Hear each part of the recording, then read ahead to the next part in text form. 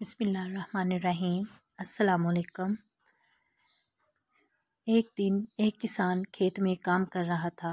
कुछ देर बाद इसके पास एक खूबसूरत लड़की आई। इस लड़की ने इस किसान से कहा कि मैं बीमार हूँ, अगर तुम मेरा इलाज कराओगे तो मैं तुमसे शादी कर लूँगी। किसान बहुत खुश हुआ और इस लड़की को डॉक्टर के पास लेकर गया।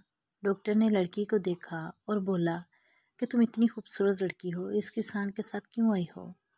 इस लड़की ने कहा कि मैं बीमार हूँ, ये किसान मेरा इलाज करवाएगा, फिर मैं इससे शादी कर लूँगी।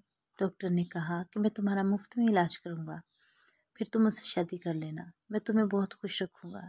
लड़की मान गई। किसान को बहुत गुस्सा आया और डॉक्टर से लड़ाई करने लगा।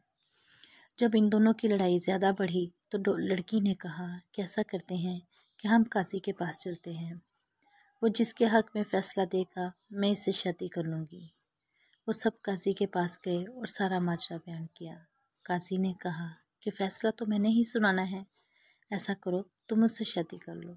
लड़की मान गई। अब तीनों में ज़बरदस्त लड़ाई होने लगी। लड़की बोली कि मैं भागती हूँ, तुम में से जिसने मुझे पहले पकड़ लिया मैं इससे शादी करूँगी। वो तीनों मान गए। लड़की ने भागना शुरू किया, वो तीनों भी इसके पीछे भागे। कुछ देर बाद काजी थक कर बैठ गया। इसके कुछ देर बाद डॉक्टर भी थक कर बैठ गया।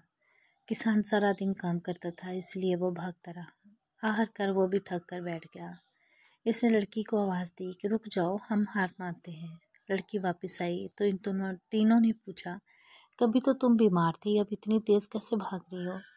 इस लड़की ने कहा कि मैं दुनिया हूँ, मैं सबको अपने पीछे इसी तरह लगाती हूँ, लेकिन किसी के हाथ नहीं आती।